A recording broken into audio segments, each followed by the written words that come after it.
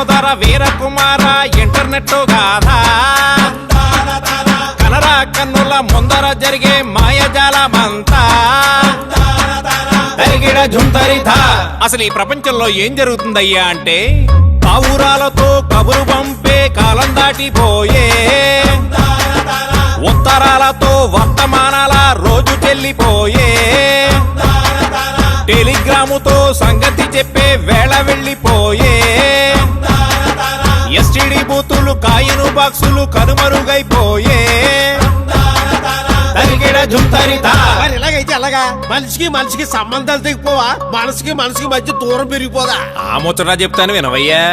Cell phone చేతికొచ్చే సొల్లు బూసులెన్నో తెచ్చే, మనిషి ఉన్న లోకం విడిచే కొత్త లోకంలోకి నడిచే, చుట్టూ ఉన్న వాటినన్నీ వదిలిపెట్టి ఇంటర్నెట్ లోకి నెట్టుకుపోయే. ఫేస్బుక్ అంటారు, ట్విట్టర్ అంటారు, వాట్సాప్ అంటారు, BBM అంటారు, డ్రాబాక్స్ అంటారు, జిద్దు అంటారు, స్కైపులు అంటారు, వైబరు అంటారు, బాతు రూముల్లో, బెడ్ రూముల్లో, ఆఫీసు రూముల్లో, క్లాసు రూముల్లో SMS ఫ్లర్టింగ్, పగలు రాత్రి చాటింగ్, సోషల్ నెట్వర్క్ బాబో, సోషల్ నెట్వర్క్ బాబో. ఇదంతా చెప్పు బాగానే ఉందయ్యా, వీటన్నిటి వల్ల ఉపయోగం ఏమిటో ముందు అది చెప్పు. యాపిల్ అంటే తినే పండేమి కాదు, అర చేతిలోనే చేస్తాది జాదో. పంచగట్టే ఓడు పెద్ద రాయుడు, ప్రపంచాన్నేలేదే ఆండ్రాయుడు. సోషల్ నెట్వర్క్ చేతిలో ఉంటే ఎవడి డప్పు వాడే తందానా తానా. పెట్టిన పోస్టుకు లైకులు రాకపోతే పరువు పోయినట్టు ఫీల్ అవుతారన్నా. జుట్టు ఊడినా జబ్బు చేసిన google.com కొడుతున్నారన్నా.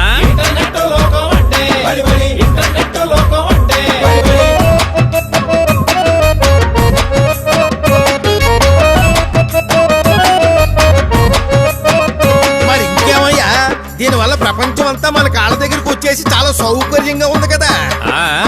సౌకర్యంతో పాటు కుసింత కామెడీ కూడా ఉందయ్యా.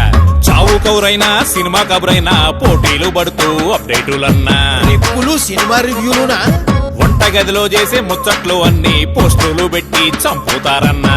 కాఫీలు పెట్టడం, ఉప్మాలు చేయడం లాంటివా? వెబ్ సైటుల్లో గాసిప్పు చూసి పనులు మానేసి పంచాయతీలన్నా.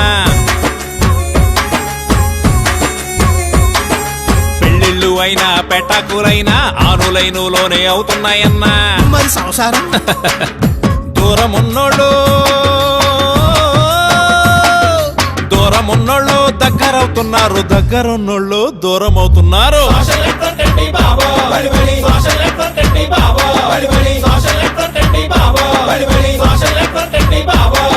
అయితే ఇంటర్నెట్ వల్ల మనుషులు ఎక్కడికో వెళ్ళిపోతున్నారన్నమాట. అదే కదయ్యా, ఎక్కడికి వెళ్తున్నారో తెలియక పాపం ఎటో వెళ్ళిపోతున్నారు.